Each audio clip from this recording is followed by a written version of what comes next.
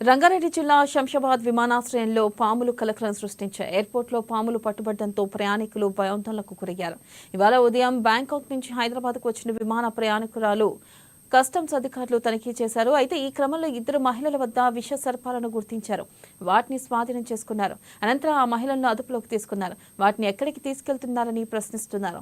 Bangkok నుంచి పాములు తీసుకొస్తున్న వారిని సెక్యూరిటీ సిబ్బంది ఎందుకు గుర్తించలేకపోయారని అనుమానం వ్యక్తమవుతుంది. అయితే వారిద్దరు పథకం ప్రకారమే పాములను తీసుకొచ్చారా అనే కోణంలో దర్యాప్తు చేస్తున్నారు.